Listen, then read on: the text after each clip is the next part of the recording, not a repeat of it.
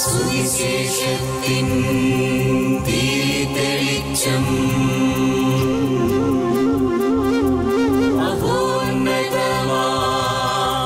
ആത്മാർപ്പണം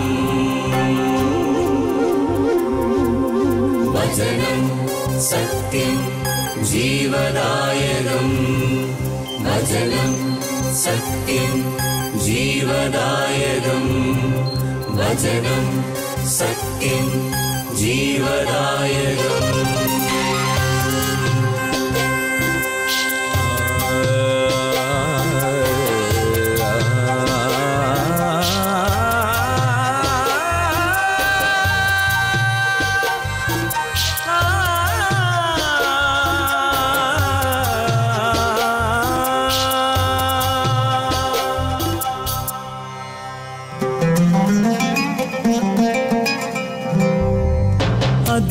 അധ്വാനിപ്പവർത്തൻ സിരകളിലൊഴുകും ജീവൻ പകരും ദിവ്യഭോജനം അധ്വാനിപ്പവർത്തൻ സിരകളിലൊഴുകും ജീവൻ പകരും ദിവ്യഭോജനം അതിരുകൾ ഭേദിക്കും സ്നേഹത്തിൻ്റെ രശ്മികൾ ഞങ്ങളെ ഉണർത്തുന്ന പുതിയ പ്രഭാതം അതിരുകൾ ഭേദിക്കും സ്നേഹത്തിൻ്റെ രശ്മികൾ ഞങ്ങളെ ഉണർത്തുന്ന പുതിയ പ്രഭാതം മന്ന മന്ന മന്ന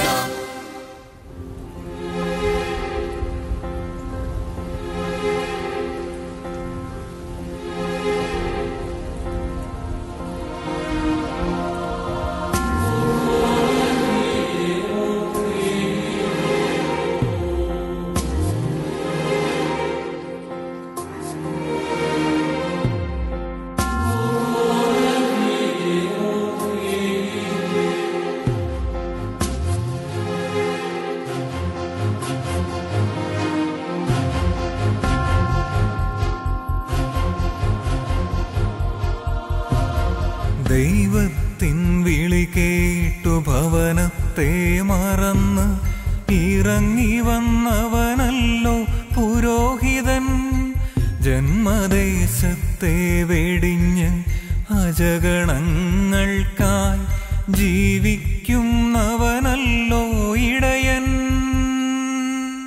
ദൈവത്തിൻ വിളി കേട്ടു ഭവനത്തെ മറന്ന് ഇറങ്ങി വന്നവനല്ലോ പുരോഹിതൻ ജന്മദേശത്തെ വെടിഞ്ഞ് അജഗണങ്ങൾക്കായി ജീവിക്കുന്നവനല്ലോ ഇടയൻ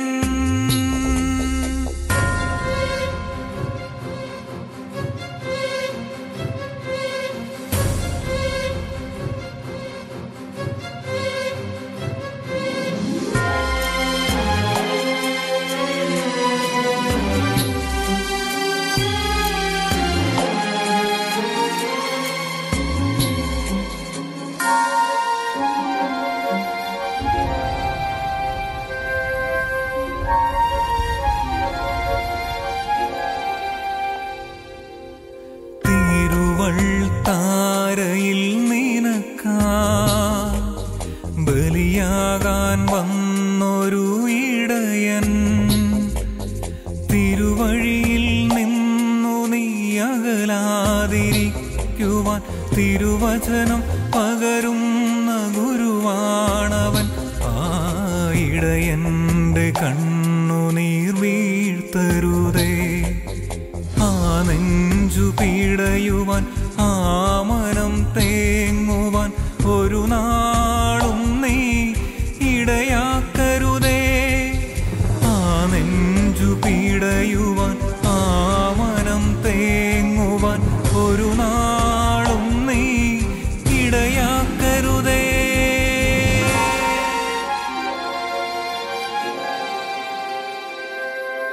ദൈവത്തിൻ വിളി കേട്ടു ഭവനത്തെ മറന്ന് ഇറങ്ങി വന്നവനല്ലോ പുരോഹിതൻ ജന്മദേശത്തെ വെടിഞ്ഞ് അജഗണങ്ങൾക്കായി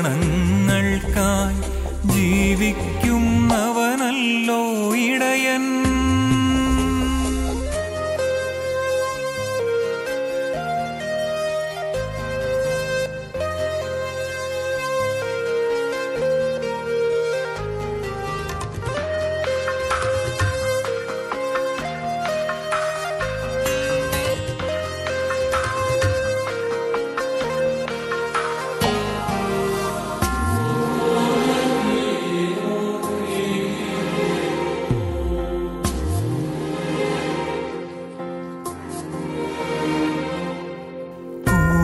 ാശകളെല്ലാം പരികർമ്മം ചെയ്ത് നിന്നെ വിശുദ്ധനായി തീർക്കുന്നവൻ അന്ത്യനേരത്ത് ലേപനം പൂശി പറുദീസ ഒരുക്കുന്ന നല്ലിടയൻ.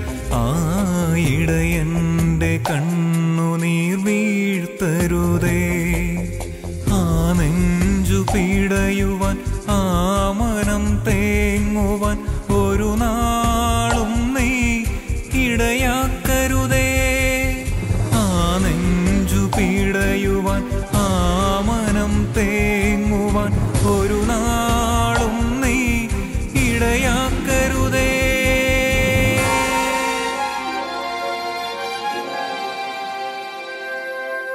ദൈവത്തിൻ വിളി കേട്ടു ഭവനത്തെ മറന്ന് ഇറങ്ങി വന്നവനല്ലോ പുരോഹിതൻ. ജന്മദേശത്തെ വെടിഞ്ഞ് അജഗണങ്ങൾക്കായി ജീവിക്കുന്നവനല്ലോ ഇടയൻ. ദൈവത്തിൻ വിളി കേട്ടു ഭവനത്തെ മറന്ന് ഇറങ്ങി വന്നവനല്ലോ പുരോഹിതൻ. ജന്മദേശത്തെ വെടിഞ്ഞ് അജഗണങ്ങൾക്കായി ജീവിക്കുന്നവനല്ലോ ഇടയൻ.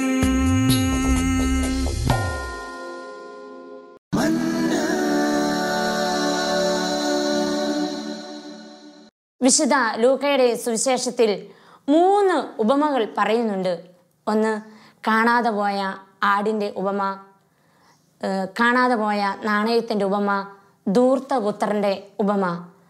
കാണാതെ പോയ ആടിൻ്റെ ഉപമയെക്കുറിച്ച് പറയുമ്പോൾ ഈ കാണാതെ പോയ ആടിന് ഇടയൻ്റെ സ്വരം കേൾക്കാതെ ഇടയിൽ നിന്നും മാറിപ്പോകുന്നതാണ്. തിരിച്ചു വരുവാൻ ആ ആടിന് വഴി അറിഞ്ഞുകൂടാ. ആരുടെയെങ്കിലും സഹായം ആ ആടിന് ആവശ്യമുണ്ട്. ഇപ്പോൾ നമ്മുടെ ഭാവനയിൽ നമുക്കൊന്ന് കാണാം. കാണാതെ ഇടയൻ്റെ പക്കൽ നിന്നും അകന്നുപോയ ആട്ടിൻകുഞ്ഞ് എവിടെയെങ്കിലും ഒരു മുള്ളിലോ ഒരു കുഴിയിലോ ചെന്ന് പെട്ടു. അവിടെ കടന്നു കഴിയുമ്പോൾ ആട് ഉറക്ക നിലവിളിക്കണം അതിന് രക്ഷപ്പെടണമെങ്കിൽ. അല്ലാതെ അത് ഓടാൻ ശ്രമിക്കുന്നു, ചാടാൻ ശ്രമിക്കുന്നു എന്ന് ഇരിക്കട്ടെ, അത് കൂടുതൽ കൂടുതൽ അപകടങ്ങളിലേക്ക്, മുറിവിലേക്ക് ആഴ്ന്നു പോവുകയാണ്. ആ ആടിന് ഒന്ന് മാത്രമേ അവിടെ കരുണയായിട്ടുള്ളൂ. അവിടുന്ന് ഉറക്കം നിലവിളിക്കണം. ഇടയൻ കേൾക്കുന്ന വിധത്തിൽ ആ ആട്ടുകുഞ്ഞ് നിലവിളിക്കണം. ഞാൻ ഓർക്കുകയാണ്, ഒരാട്ടുകുഞ്ഞ് പുല്ലിൻ്റെ തളിർപ്പൊക്കത്തിൽ നിന്ന് തുള്ളിച്ചാടി ഇങ്ങനെ നടന്നു പോവുകയാണ്. ഈ ആട്ടുകുഞ്ഞ് പുല്ലിൻ്റെ തളിർപ്പ് നടന്നു പോയിക്കൊണ്ടിരിക്കുമ്പോൾ വലിയൊരു കക്കൂസ് ടാങ്കിലേക്ക് അത് വീണു. കക്കൂസ് ടാങ്കിൻ്റെ ഉള്ളിലേക്ക് വീണ ആട്ടുകുഞ്ഞ് ആ മാലിന്യത്തിൻ്റെ നടുവിലേക്ക് വീണ ആഴങ്ങളിലേക്ക് ആഴ്ന്നു പോയിക്കൊണ്ടിരിക്കുകയാണ്. അപ്പോൾ ആട്ടുകുഞ്ഞിന് സ്ഥലം പരിചയമില്ല. ആട്ടുകുഞ്ഞ് അവിടെ കടന്ന് നെഞ്ചു പൊട്ടി ഒരൊറ്റ വിളിയാണ്. എന്തിനാ? തള്ളയാടൊന്ന് വരണം, തന്നെ ഒന്ന് രക്ഷിക്കണം. അതിനുവേണ്ടിയാണ് ആട്ടുകുഞ്ഞ് കാറുന്നത്. അപ്പോൾ പ്രിയപ്പെട്ടവരെ, ഞാനും നിങ്ങളുമൊക്കെ ആയിരിക്കുന്ന പാപത്തിൻ്റെ അവസ്ഥയാണ് ഇത് സൂചിപ്പിക്കുക. അത് നമ്മുടെ പാപാവസ്ഥയാണ്. ഈ പാപാവസ്ഥയിൽ കടന്നുകൊണ്ട് ദൈവമേ രക്ഷിക്കണമേ എന്ന് പറഞ്ഞ് നിലവിളിക്കുമ്പോൾ ദൈവത്തിൻ്റെ ആ സാന്നിധ്യം, രക്ഷിക്കുന്ന കരം നമ്മുടെ നേരെ ഉണ്ട് എന്ന് നമ്മൾ തിരിച്ചറിയും. സ്നേഹമുള്ള സഹോദരങ്ങളെ, ഈ ദൈവത്തിൻ്റെ കരുണ തിരിച്ചറിയുവാൻ നമ്മെ സഹായിക്കുന്നതാണ് നമ്മുടെ കുടുംബ പ്രാർത്ഥന, അനുദിനമുള്ള വിശുദ്ധ ബലിയർപ്പണം, കുടുംബ കൂട്ടായ്മകൾ. ഇതിലെല്ലാം നമ്മൾ ചേർന്ന് നിൽക്കുമ്പോൾ ഇങ്ങനെയുള്ള സാഹചര്യത്തിൽ നിന്ന് രക്ഷപ്പെടുവാൻ നമ്മെ സഹായിക്കും. നമ്മെ മാത്രമല്ല, നമ്മുടെ മക്കളെ അതിനുവേണ്ടി പരിശീലിപ്പിക്കണം. നമ്മുടെ മക്കളെ കൂട്ടിച്ചേർക്കണം നമ്മുടെ കുടുംബ പ്രാർത്ഥനയിലേക്ക്, കുടുംബ കൂട്ടായ്മയിലേക്ക്, അനുദിനമുള്ള വിശുദ്ധ ബലിയർപ്പണത്തിലേക്ക്. അപ്പോൾ ദൈവത്തിൻ്റെ കരുണ അനുഭവിച്ചുകൊണ്ട് നമുക്ക് അവിടുത്തോട് ചേർന്ന് നിൽക്കുവാൻ നമുക്ക് സാധിക്കും. ദൈവത്തോട് ചേർന്ന് നിൽക്കുവിൻ, അവിടുന്ന് നിങ്ങളോടും ചേർന്ന് നിൽക്കും എന്ന് തിരുവചനം നമ്മളെ ഓർമ്മപ്പെടുത്തുന്നില്ലേ? നമുക്ക് ഓർക്കാം, ദൈവത്തിൻ്റെ ആ കരുണ അനുഭവിക്കുവാൻ ദൈവത്തോട് ചേർന്ന് നിൽക്കാം. രണ്ടാമതായി നാം കാണുന്നത് കാണാതെ പോയ നാണയം. നാണയം നഷ്ടപ്പെട്ടു പോയാൽ നാണയത്തിന് ഒന്നും ചെയ്യാനാവില്ല, അതിന് ശബ്ദമുണ്ടാക്കാൻ അറിയില്ല. സൂക്ഷിക്കാൻ കൊടുത്ത വ്യക്തിയുടെ അശ്രദ്ധയാണ് ആ നാണയം നഷ്ടപ്പെടാനായിട്ട് കാരണമായത്. ആ നാണയത്തിൻ്റെ മൂല്യം അറിഞ്ഞുകൂടാ. അപ്പോൾ പ്രിയപ്പെട്ടവരെ, എൻ്റെയും നിങ്ങളുടെയും ഒക്കെ ജീവിതത്തിൽ ഒരുപാട് നന്മകളുണ്ടായിരുന്നു. ഒരുപക്ഷെ നമ്മൾ ജീവിച്ചു വന്നപ്പോൾ ഈ നന്മകൾ ചിലതൊക്കെ നഷ്ടപ്പെട്ടു പോയിട്ടുണ്ടാവാം. അതിൻ്റെ മൂല്യം നമ്മൾ തിരിച്ചറിഞ്ഞിട്ടുണ്ടാവില്ല. മറ്റുള്ളവരെ സ്നേഹിക്കുവാൻ, ഒന്ന് ക്ഷമിക്കുവാൻ, ഒന്ന് കരുണ കാണിക്കുവാൻ, ഒന്ന് മനസ്സിലാക്കുവാൻ, ഒന്ന് ആദരിക്കുവാൻ, ബഹുമാനിക്കുവാൻ, അവരെ ഒന്ന് സഹായിക്കുവാൻ, ഇങ്ങനെയൊക്കെയുള്ള നമ്മളിലുള്ള നാണയത്തിൻ്റെ ആ മൂല്യം തിരിച്ചറിയുവാൻ നമുക്ക് സാധിക്കണം. നഷ്ടപ്പെട്ടു പോയ നമ്മളിലുള്ള കഴിവുകൾ, നമ്മളിലുള്ള നന്മകൾ വീണ്ടും വീണ്ടെടുക്കുവാൻ പ്രിയപ്പെട്ടവരെ ഈ നിമിഷം ഈ വചനഭാഗം നമ്മളെ ഓർമ്മപ്പെടുത്തുകയാണ്. നഷ്ടപ്പെട്ടു പോയ നാണയത്തിൻ്റെ ഉപമയിലൂടെ നമുക്ക് പരിശ്രമിക്കാം. നമ്മുടെ ജീവിതത്തിൽ നിന്ന് നഷ്ടപ്പെട്ടു പോയ എല്ലാ കഴിവുകളെയും വീണ്ടെടുക്കാം. ദൈവം കരുണയോടെ നോക്കിയിരിക്കുകയാണ്. സ്നേഹമുള്ളവരെ, വചനം പറയുന്നില്ലേ, നിനക്ക് ആദ്യമുണ്ടായിരുന്ന സ്നേഹം നീ നഷ്ടപ്പെടുത്തി കളഞ്ഞു. വെളിപാട് പുസ്തകം ഓർമ്മപ്പെടുത്തുക, നിനക്ക് ആദ്യമുണ്ടായിരുന്ന സ്നേഹം നീ നഷ്ടപ്പെടുത്തി കളഞ്ഞു. നീ ഏത് അവസ്ഥയിൽ നിന്നാണോ അങ്ങനെ നിബന്ധിച്ചത് ആ അവസ്ഥയിലേക്ക് തിരിച്ച് എന്ന് നീ ആ സ്നേഹം വീണ്ടെടുക്കണമെന്ന് നമ്മളെ ഓർമ്മപ്പെടുത്തുകയാണ്. അതിന് നമുക്ക് പറ്റും. സ്നേഹമുള്ളവരെ, നമുക്ക് ശ്രമിക്കാം. പണ്ട് ഞാൻ അങ്ങനെയൊക്കെ ആയിരുന്നു, ഇപ്പോൾ എന്നെ ആർക്കും വേണ്ട, എനിക്കൊന്നും കഴിവില്ല എന്നൊക്കെ ഓർത്ത് പരിതപിക്കുകയാണോ? സങ്കടപ്പെടേണ്ട. കരുണാസമ്പന്നനായ ദൈവം നമ്മെ നോക്കിയിരിക്കുക. നമ്മുടെ ഈ മനസ്സൊന്ന് കണ്ടാൽ മതി, അവിടത്തേക്ക് സഹായിക്കുവാൻ എളുപ്പമുണ്ട്. ദൈവത്തിന് നന്ദി പറയാം. ധൂർത്തപുത്രൻ്റെ ഉപമ ഒരുപാട് തവണ ദേവാലയങ്ങളിൽ വചന സന്ദേശമായും വ്യക്തിപരമായും വായിച്ചും ധ്യാനിച്ചും ഒക്കെ നമ്മൾ ഇരുന്നിട്ടുള്ളവരാണ്. നമുക്കറിയാം പ്രിയപ്പെട്ടവരെ, ധൂർത്തപുത്രന് പോയ വഴി കൃത്യമായിട്ട് അറിയാം. അതാണ് സത്യം. ധൂർത്തപുത്രൻ തൻ്റെ പിതാവിൻ്റെ പക്കൽ നിന്ന് ബോധത്തോടെയാണ് പോകുന്നത്. അവന് തിരിച്ചു വരണമെങ്കിൽ അവന് സുബോധം വേണം. അവന് പോയ അതേ വഴിയിലൂടെ തിരിച്ച് അവൻ്റെ വീട്ടിലേക്ക് വരണമെങ്കിൽ അവൻ സുബോധം വീണ്ടെടുക്കണം. പ്രിയപ്പെട്ടവരെ, ഇവിടെ ധൂർത്തപുത്രന് സുബോധം വീണ്ടെടുക്കാൻ എങ്ങനെയാണ് സുബോധം ഉണ്ടാകുക? അവൻ ഇരുന്ന് ചിന്തിക്കുകയാണ്, എൻ്റെ പിതാവിൻ്റെ പക്കലേക്ക് തിരിച്ചു പോയാൽ പിതാവ് എന്നെ ഒരിക്കലും ഉപേക്ഷിക്കില്ല, എന്നെ കാത്തിരിക്കുന്ന ഒരു പിതാവുണ്ട് എന്നുള്ളൊരു ചിന്ത അവന് കിട്ടിയാൽ അവൻ മടിക്കില്ല. പ്രിയപ്പെട്ടവരെ, അവൻ ഓടിയെത്തും തൻ്റെ പിതാവിൻ്റെ പക്കലേക്ക് വന്ന് ആ സ്നേഹം മുഴുവൻ ആവോളം സ്വീകരിക്കുവാൻ. നമ്മുടെയൊക്കെ ജീവിതത്തിൻ്റെ അവസ്ഥയാണ് ഈ ധൂർത്തപുത്രൻ്റെ ഈ ചിത്രം വരച്ചു കാണിക്കുന്നത്. തിരിച്ചു വരണം. ഇത് കുമ്പസാരം എന്ന കൂദാശയുമായി ഒരുപാട് ബന്ധമുള്ളതാണ്. പ്രിയപ്പെട്ടവരെ, തെറ്റുപറ്റാത്ത മനുഷ്യരാരുമില്ല. നമ്മൾ തെറ്റുപറ്റിയെങ്കിൽ കരുണാസമ്പന്നനായ ദൈവം നമ്മെ വീണ്ടെടുക്കുവാനായി, നമ്മെ രക്ഷിക്കുവാനായി, നമ്മെ ആശ്വസിപ്പിക്കുവാനായി നമുക്ക് വേണ്ടി കരുതി വച്ചിരിക്കുന്ന ഒരിടമുണ്ട്, കുമ്പസാരം എന്ന കൂദാശ. ഒരുപക്ഷെ കുമ്പസാരം എന്ന കൂദാശക്കെതിരെ അതിനെ ഇല്ലായ്മ ചെയ്യുവാൻ സാത്താൻ കെണിയൊരുക്കുന്ന ഈ കാലഘട്ടത്തിൽ പ്രിയപ്പെട്ടവരെ, ഞാനും നിങ്ങളുമെല്ലാം തിരിച്ചറിയണം ഇതിൻ്റെ മഹത്വം, ഇതിൻ്റെ ആനന്ദം. തെറ്റ് ചെയ്ത് ഭാരപ്പെട്ട മനസ്സുമായി ഇരിക്കുമ്പോൾ ഓടി ആ കുമ്പസാരക്കൂട്ടിൽ ചെന്ന് അനുദപിച്ച് പാപങ്ങൾ ഏറ്റെടുക്കുമ്പോൾ നമുക്കുണ്ടാകുന്ന ഒരു സന്തോഷമില്ലേ? ധൂർത്തപുത്രന് കിട്ടിയ ആ സന്തോഷം അത് ഇന്നും നമുക്ക് സ്വന്തമാക്കുവാൻ അവസരമുണ്ട്. പ്രിയപ്പെട്ടവരെ, നമുക്കതിനായിട്ട് ഒരുങ്ങണം, ആഗ്രഹിച്ച് ഒരുങ്ങണം. എത്ര വലിയ കടും പാപിയാണെങ്കിലും പ്രിയപ്പെട്ടവരെ, വിശ്വാസത്തോടുകൂടി അനുതാപത്തോടുകൂടി ഈ കൂദാശയ്ക്ക് വേണ്ടി അണയുമ്പോൾ നമുക്ക് ദൈവത്തിൻ്റെ ആ കരുണ, സ്നേഹം തിരിച്ചറിയാൻ പറ്റും. യാതൊരു സംശയവുമില്ല. വചനം നമ്മളെ വീണ്ടും ഓർമ്മപ്പെടുത്തുന്നു, തെറ്റുകൾ മറച്ചു വയ്ക്കുന്നവന് ഐശ്വര്യമുണ്ടാവുകയില്ല, അവ ഏറ്റുപറഞ്ഞ് ഉപേക്ഷിക്കുന്നവന് കർത്താവിൻ്റെ കരുണ ലഭിക്കും. ഏത് ജീവിത സാഹചര്യത്തിലാണെങ്കിലും പ്രിയപ്പെട്ടവരെ, ശാന്തമായി ദൈവത്തിൻ്റെ തിരുസന്നിധിയിലിരുന്ന്, ദൈവമേ എനിക്ക് തെറ്റുപറ്റിപ്പോയി, എന്നോട് ക്ഷമിക്കണമേ എന്ന് ഏറ്റുപറയുന്ന നിമിഷം ദൈവത്തിൻ്റെ കരുണ നദി പോലെ നമ്മുടെ ജീവിതങ്ങളിലേക്ക്, നമ്മുടെ കുടുംബത്തിലേക്ക് ഒഴുകുമെന്നതിൽ യാതൊരു സംശയവുമില്ല. ഒരു ക്രിസ്തീയ ഭവനം. സജിത്ത്, സോണിയ ആങ്ങളെയും പെങ്ങളുമാണ്. അവരുടെ പപ്പയും മമ്മിയും രാവിലെ പള്ളിയിൽ പോയി. സോണിയ മൂത്ത കുട്ടിയാണ്, അടുക്കളയിൽ പണി ചെയ്യുന്നു. സജിത്ത് 2ാം ക്ലാസ്സിൽ പഠിക്കുന്നു. അവന് കയ്യിലൊരു തെറ്റാരിയൊക്കെ എടുത്ത് ഒരു കല്ലൊക്കെ തൊടുത്തുവിട്ട് ഇങ്ങനെ മുറ്റത്ത് കളിച്ചുകൊണ്ടിരിക്കുകയാണ്. കല്ലിങ്ങനെ തൊടുത്തു വിടുമ്പോൾ ആ കല്ല് ചെന്ന് കൊണ്ടത് അവരുടെ വീട്ടിൽ വളർത്തുന്ന താറാവിൻ്റെ തലയിലാണ്. അവൻ നോക്കുമ്പോൾ തല മുറിഞ്ഞ് രക്തമൊഴുകുന്നു. അവനാകെ ഭയം തോന്നി. പെട്ടെന്ന് സജിത്ത് ആ താറാവിനെ വലിച്ചുകൊണ്ടുപോയി ഒരു കുഴി കുത്തി അതിൽ മൂടിയിട്ടു. സൂത്രക്കാരിയായ അവൻ്റെ പെങ്ങൾ സോണിയ അടുക്കളയിലെ ജനാലയിലൂടെ ഈ സജിത്ത് ചെയ്യുന്നതെല്ലാം കണ്ടു. പക്ഷെ അവളത് ആരോടും പറഞ്ഞില്ല. പള്ളി കഴിഞ്ഞ് മമ്മിയും പപ്പയും തിരിച്ചു വന്നു. മമ്മി ചോദിച്ചു, എടി നീ ഇവിടെ എന്തെടുത്തിരിക്കുകയായിരുന്നു? മുറ്റമാകെ വൃത്തികേടാണല്ലോ, മുറ്റമൊക്കെ അടിച്ച് വൃത്തിയാക്ക്. സോണിയ ചൂലുമെടുത്ത് മുറ്റമടിക്കാനായി ചെന്നപ്പോൾ എങ്ങനെ വിചാരിച്ചു, സജിത്തിനിട്ട് ഒരു പണി കൊടുക്കണം. അവൾ വേഗം പറഞ്ഞു, സജിത്തെ നീ എൻ്റെ കൂടെ ഈ മുറ്റത്തെ ചപ്പ് എടുത്തു കളയാൻ വാ. സജിത്ത് പറഞ്ഞു, ഞാൻ വരത്തില്ല. അപ്പോൾ സോണിയ അവൻ്റെ കണ്ണുകളിലേക്ക് നോക്കിയിട്ട് പറഞ്ഞു, സജിത്തെ നീ എൻ്റെ കൂടെ ഈ ചപ്പ് എടുത്തു കളഞ്ഞ് മുറ്റം വൃത്തിയാക്കാൻ കൂടിയില്ലെങ്കിൽ ഞാൻ പറയും താ എന്ന് പറഞ്ഞ് അവൾ നിർത്തി. പാവം സജിത്തിൻ്റെ മനസ്സ് ഭാരപ്പെട്ടു. താൻ താറാവിനെ കുഴിച്ചിട്ട കാര്യം സോണിയ കണ്ടിട്ടുണ്ടാവും. ഇതിപ്പോൾ പപ്പയോടും മമ്മിയോടും പറയും, എനിക്ക് ആവശ്യത്തിന് കിട്ടും. ആ കുഞ്ഞു മനസ്സ് വേദനിച്ചു. സജിത്ത് പറഞ്ഞു, ചേച്ചി ഞാൻ വരാം, ഞാൻ മുറ്റം ചപ്പ് എടുത്തു കളഞ്ഞ് മുറ്റം വൃത്തിയാക്കി തരാം. അവൻ അത് ചെയ്തു. മമ്മി വീണ്ടും വിളിച്ചു, സോണിയ പാത്രത്തിൽ വെള്ളമില്ലല്ലോ, പാത്രങ്ങളിൽ വെള്ളം നിറയ്ക്ക്. സോണിയ വെള്ളം എടുക്കുവാനായി പൈപ്പിൻ്റെ ചുവട്ടിലേക്ക് പോകുമ്പോൾ സജിത്ത് അവനിട്ട് പണി കൊടുക്കണം. വീണ്ടും അവൾ ഓർക്കുക. അവൾ വിളിച്ചു, സജിത്തെ എന്താ ചേച്ചി, എൻ്റെ കൂടെ വെള്ളം എടുക്കാൻ വാ. സജിത്ത് പറഞ്ഞു, ഞാൻ വരത്തില്ല, അത് ചേച്ചിയുടെ പണിയല്ലേ. സോണിയ വീണ്ടും അവൻ്റെ കണ്ണുകളിലേക്ക് നോക്കി. എന്നിട്ട് പറഞ്ഞു, സജിത്തെ നീ എൻ്റെ കൂടെ വെള്ളം എടുക്കാൻ വന്നില്ലെങ്കിൽ ഞാൻ പറയും താറാ. നിർത്തി. സജിത്തിന് ആകെ അസ്വസ്ഥമായി. ഒരൊറ്റ വാക്കുകൂടിയേ ഉള്ളൂ, സോണിയ ഈ താറാവിനെ കുഴിച്ചിട്ട കാര്യം പറയും, ഉറപ്പാണ്. സജിത്ത് പറഞ്ഞു, ചേച്ചി ഞാൻ സഹായിക്കാം. വേഗം അവൻ ചേച്ചിയെ സഹായിക്കുകയാണ്. കുറച്ച് കഴിഞ്ഞപ്പോൾ മമ്മി വന്ന് സോണിയോട് പറയുക, മോളെ നമുക്കിന്ന് ചന്തയിൽ പോകാം, പപ്പയും മോനും ഇവിടെ ഇരിക്കട്ടെ. അവർ രണ്ടും ചന്തയിൽ പോയി.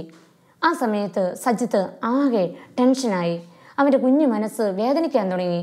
അവൻ സങ്കടപ്പെട്ട് ഭാരപ്പെട്ട് ഇരിക്കുമ്പോൾ അവൻ്റെ പപ്പ മുൻവശത്ത് ഇങ്ങനൊരു പേപ്പർ വായിച്ചിരിക്കുക. അവൻ പപ്പയുടെ പുറകിൽ ചെന്ന് പതുക്കെ വിളിച്ചു, പപ്പ. ആ വിളി കേട്ടപ്പോൾ പപ്പയ്ക്ക് എന്തോ ഒരു പന്തികേട് തോന്നി. പപ്പ അനങ്ങിയില്ല. വീണ്ടും അവൻ ഒന്നുകൂടെ വിളിച്ചു, പപ്പേ. പപ്പ തിരിഞ്ഞു നോക്കി, എന്താ മോനെ? അപ്പോൾ ആ സജിത്ത് അവൻ്റെ പപ്പയോട് ചോദിക്കുക, പപ്പയ്ക്ക് എന്നോടാണോ ഈ വീട്ടിലെ താറാവിനോടാണോ ഏറ്റവും കൂടുതൽ ഇഷ്ടം? വിചിത്രമായ ചോദ്യം. പപ്പ ആ മോനെ ചേർത്ത് പിടിച്ചിട്ട് പറഞ്ഞു, മോനെ പപ്പയ്ക്ക് മോനോടാണ് ഏറ്റവും കൂടുതൽ ഇഷ്ടം.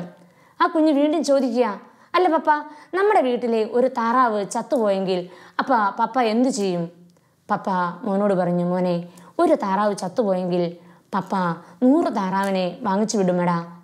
അവൻ പപ്പയെ കെട്ടിപ്പിടിച്ചു സ്നേഹത്തോടെ ചുംബിച്ചിട്ട് പപ്പയോട് പറഞ്ഞു, എൻ്റെ പപ്പ എന്നോട് ക്ഷമിക്കണം, എനിക്കൊരു തെറ്റ് പറ്റിപ്പോയി. ഞാനിങ്ങനെ കളിച്ചുകൊണ്ടിരുന്നപ്പോൾ ഒരു താറാവിനിട്ട് കല്ല് ചെന്ന് കൊണ്ടു. താറാവ് ചത്തില്ല പപ്പ, ഇതാ ഞാൻ അവിടെ കുഴിച്ചിട്ടുണ്ട്, ചെറിയൊരു മുറിവേ ഉള്ളൂ, പേടിച്ച് ചെയ്തതാണ്, എൻ്റെ പപ്പ ക്ഷമിക്കണം. പപ്പ ആ മകനെ ചേർത്ത് നിർത്തി. എന്നിട്ട് അവൻ്റെ നെറ്റി ചുംബിച്ചു. എന്നിട്ട് പറഞ്ഞു, എൻ്റെ മോൻ സങ്കടപ്പെടണ്ട, മോന് പപ്പ വേറെ താറാവിനെ വാങ്ങിച്ചു തരാമല്ലോ എന്ന് പറഞ്ഞ് അവനെ സമാധാനിച്ച് പറഞ്ഞു വിടുകയാണ്. വീണ്ടും മമ്മിയും മോളും തിരികെ വരികയാണ്. മമ്മി പറഞ്ഞു, സോണി കുറച്ച് കറിവേപ്പില എടുത്തിട്ട് വാ. സോണിയ മുറ്റത്തേക്ക് ഇറങ്ങി സജിത്തിനെ വിളിച്ചു, സജിത്തെ ഞാൻ മടുത്തു, നീ പോയി കുറച്ച് കറിവേപ്പില എടുത്തിട്ട് വാ. സജിത്തിന് ധൈര്യമായി. അവൻ്റെ മനസ്സിൻ്റെ ഭാരമെല്ലാം പോയ സമയമാണ്. അവൻ മുറ്റത്തേക്ക് ചാടി ഇറങ്ങി അവൻ്റെ കൈകളിലെ മസിലുകളൊക്കെ ഒന്ന് ചുരുട്ടി കാണിച്ച് അവൻ്റെ പെങ്ങളോട് പറയുക, ചേച്ചി താറാവിനെ കുഴിച്ചിട്ട കാര്യം ഞാൻ എൻ്റെ പപ്പയോട് പറഞ്ഞിട്ടുണ്ട്, ഇനി അത് പറഞ്ഞ് എന്നെ വിരട്ടല്ലേ എന്ന് പറയുക. കഥ അവിടെ നിൽക്കട്ടെ. പ്രിയപ്പെട്ടവരെ, ഇതാണ് വചനം നമ്മളെ ഓർപ്പെടുത്തുക. പ്രഭാഷകൻ, തെറ്റുകൾ മറച്ചു വയ്ക്കുന്നവന് ഐശ്വര്യമുണ്ടാകുകയില്ല, അവ ഏറ്റുപറഞ്ഞ് ഉപേക്ഷിക്കുന്നവന് കർത്താവിൻ്റെ കരുണ ലഭിക്കും. ഈ നിമിഷം ദൈവത്തിൻ്റെ കരുണയുടെ മുമ്പിലേക്ക് നമ്മുടെ ജീവിതങ്ങളെ സമർപ്പിക്കുമ്പോൾ, കർത്താവെ എന്നോട് കരുണയുണ്ടാകണമേ എന്ന് ആത്മാർത്ഥമായി അവിടുത്തോട് പറയാം. അനുതപിക്കുന്ന പാപിയെ കൈവിടാത്ത നല്ലവനായ ദൈവം നമ്മോട് കരുണ കാണിക്കും. സംശയമില്ല പ്രിയപ്പെട്ടവരെ, മനസ്സ് ഭാരപ്പെടേണ്ട, കുറ്റബോധം വേണ്ട. ദൈവം നമ്മോട് കരുണ കാണിക്കുന്നു. വീണ്ടും ആദ്യം പറഞ്ഞ വചനം ഒരിക്കൽ കൂടി ഓർക്കാം. വിശുദ്ധ ലൂക്ക 6:26. നിങ്ങളുടെ സ്വർഗസ്ഥനായ പിതാവ് കരുണയുള്ളവനായിരിക്കുന്നത് പോലെ നിങ്ങളും കരുണയുള്ളവരായിരിക്കുവിൻ. പ്രിയപ്പെട്ടവരെ, കർത്താവിൻ്റെ കരുണ ഓരോ ദിവസവും ഏറ്റുവാങ്ങുന്നവരാണ് ഞാനും നിങ്ങളെല്ലാം. കർത്താവിൽ നിന്ന് കരുണ സ്വീകരിക്കുന്ന ഞാനും നിങ്ങളുമെല്ലാം നമ്മുടെ തൊട്ടടുത്ത് നിൽക്കുന്ന വ്യക്തിയോട്, നമ്മളായിരിക്കുന്ന സാഹചര്യത്തിലുള്ള വ്യക്തികളോട് കരുണ കാണിക്കുമ്പോഴാണ് നാം അത് ജീവിക്കുന്നതെന്ന് ദൈവം നമ്മളെ ഓർമ്മപ്പെടുത്തുകയാണ്. നമ്മുടെ ചുറ്റുവട്ടം നോക്കുമ്പോൾ കരുണ ആവശ്യമായ ഒരുപാട് പേരുണ്ട്. ഒരുപക്ഷെ സാമ്പത്തികമായി ഒത്തിരി കഷ്ടപ്പെടുന്ന ഒരു കുടുംബം ശ്രദ്ധയിൽപ്പെട്ടു. അവിടുത്തെ കുഞ്ഞിന് പഠിക്കാൻ വകയില്ല. അപ്പോൾ ഒരുപക്ഷെ നമ്മൾ ഇങ്ങനെ ചിന്തിക്കും, ആ കുഞ്ഞിനെ എത്രമാത്രം സഹായിച്ചിട്ടും അവർക്ക് വലിയ കാര്യമൊന്നുമില്ല. ആ കൊച്ചിൻ്റെ അപ്പൻ മദ്യപാനിയല്ലേ, അവനെ സഹായിക്കേണ്ട കാര്യം വല്ലതും ഉണ്ടോ? സഹായിക്കത്തിൻ്റെ കാര്യം പറയുമ്പോൾ വളരെയധികം യുക്തിബോധം നടത്തുന്നവരാണ് നമ്മൾ ഓരോരുത്തരും. പ്രിയപ്പെട്ടവരെ, ഇവിടെയാണ് ദൈവം കരുണ കാണിക്കാൻ ആഗ്രഹിക്കുന്നത്. നമ്മൾ അവരോട് കരുണ കാണിക്കണം. പ്രാർത്ഥന കൊണ്ട് കരുണ കാണിക്കുന്നവരുണ്ടാവാം. പ്രാർത്ഥിക്കുന്നതോടൊപ്പം പ്രവൃത്തി കൂടിയാകുമ്പോൾ ഇരട്ടി മധുരമായില്ലേ? ഒരുപാട് സഹോദരങ്ങളെ ശുശ്രൂഷാ വേളയിൽ കണ്ടിട്ടുണ്ട്. ഒന്നും മിച്ചമുണ്ടായിട്ടല്ല, അവരുടെ ഉപജീവന മാർഗത്തിനുള്ള വകയിൽ നിന്ന് ഒത്തിരി പേരെ സഹായിക്കുന്ന വിശാല ഹൃദയമുള്ളവരെ. അവരുടെ ജീവിതത്തിൽ ഒന്നും കുറവില്ല എന്നുള്ളതാണ് മറ്റൊരു കാര്യം. എനിക്കറിയാം, നന്നായിട്ടറിയുന്ന ഒരു സഹോദരൻ വചനത്തിന് വേണ്ടി ജീവിക്കുകയും വചനം പറഞ്ഞുകൊണ്ടിരിക്കുമ്പോൾ മരിക്കാനും തയ്യാറായി നിൽക്കുന്ന ഒരു സഹോദരൻ പറയുക, പോക്കറ്റ് കാലിയായിരിക്കുന്ന സമയം ആരെങ്കിലും വന്ന് കൈ നീട്ടിയാൽ ആരോടെങ്കിലും ചോദിച്ച് ആ കൈ നീട്ടുന്നവൻ്റെ കയ്യിലേക്ക് എന്തെങ്കിലും വെച്ചു കൊടുത്ത് അവനെ സമാധാനത്തിൽ പറഞ്ഞു വിടും. എന്നിട്ട് പറയുക, ഫിലിപ്പി 4:19, എൻ്റെ ദൈവം തൻ്റെ മഹത്വത്തിൻ്റെ സമ്പന്നതയിൽ നിന്ന് യേശു ക്രിസ്തു വഴി എനിക്ക് ആവശ്യമുള്ളതെല്ലാം തരും. ആ ഒരു വിശ്വാസമാണ് എന്നെ അതിന് പ്രേരിപ്പിക്കുന്നത്. അതേ പ്രിയപ്പെട്ടവരെ, മിച്ചം വന്നിട്ട് ആരെയും സഹായിക്കാനാവില്ല, ആരോടും കരുണ കാണിക്കാനാവില്ല. അപ്പോൾ കരുണ കാണിക്കേണ്ട ഒത്തിരി മേഖലകളുണ്ടല്ലോ. നമ്മുടെ കുടുംബം തന്നെ എടുക്കാം. കുടുംബങ്ങളിൽ പ്രായമായ മാതാപിതാക്കൾ ഒരുപക്ഷെ തനിച്ചിരിക്കുന്നു. അപ്പാ, അമ്മച്ചി എന്നൊക്കെ വിളിക്കുന്ന ആ ഒരു സ്വരം കേൾക്കാൻ താഴ്മയോടെ കൊതിയോടെ ഇരിക്കുന്ന എത്രയോ മാതാപിതാക്കളുണ്ട്.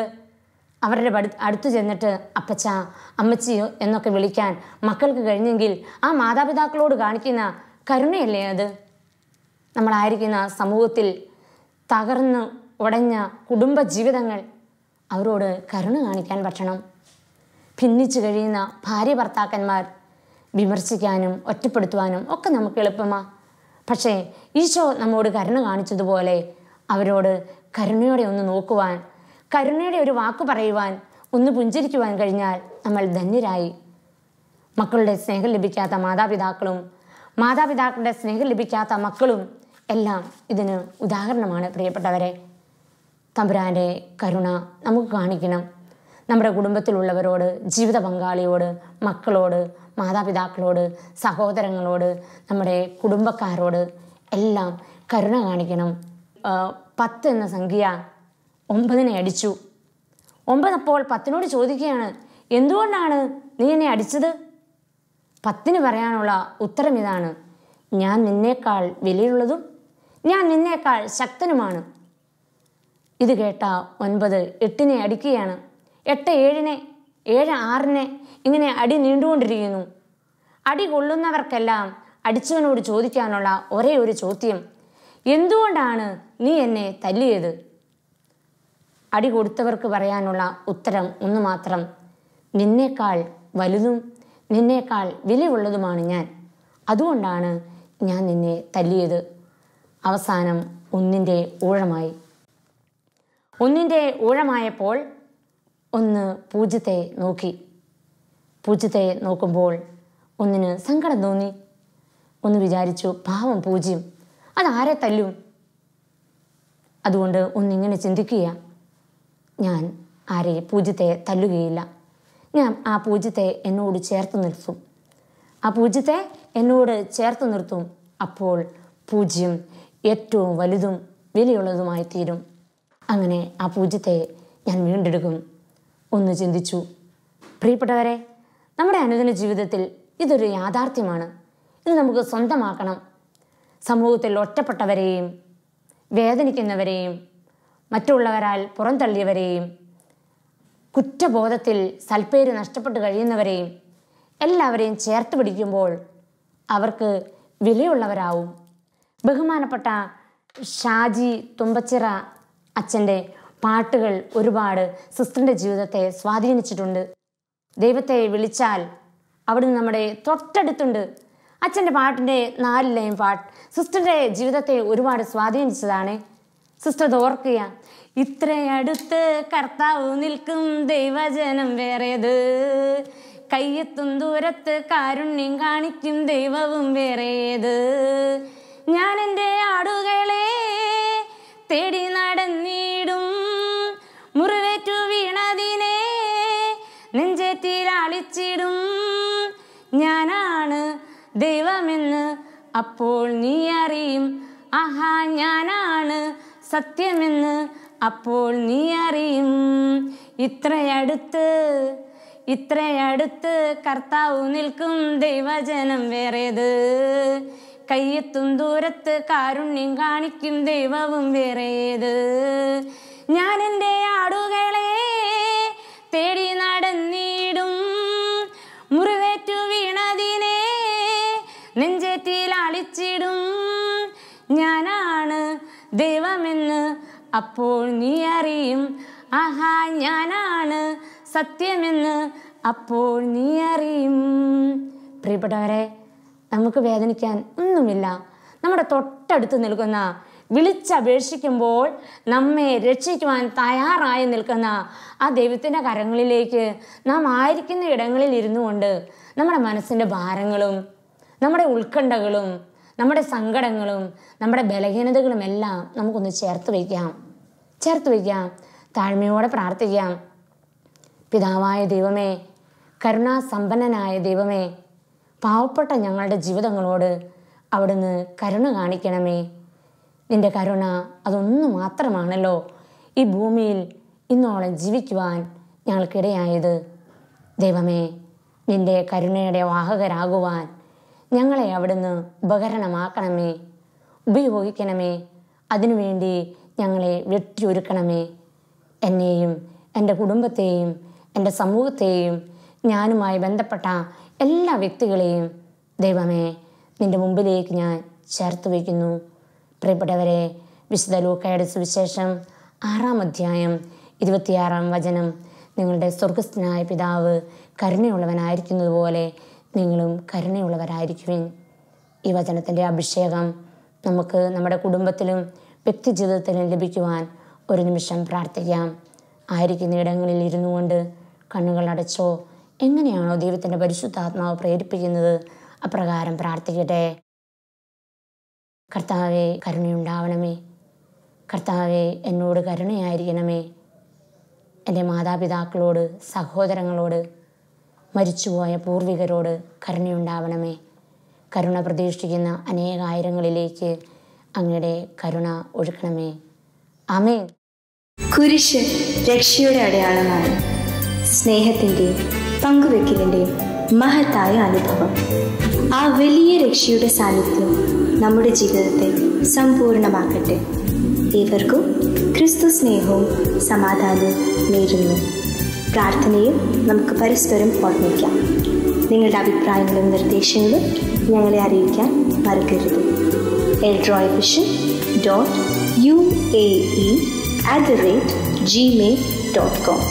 ഞങ്ങളെ ഉണർത്തുന്ന പുതിയ പ്രഭാതം, അതിരുകൾ ഭേദിക്കും സ്നേഹത്തിൻ്റെ രശ്മികൾ. ഞങ്ങളെ ഉണർത്തുന്ന പുതിയ പ്രഭാതം.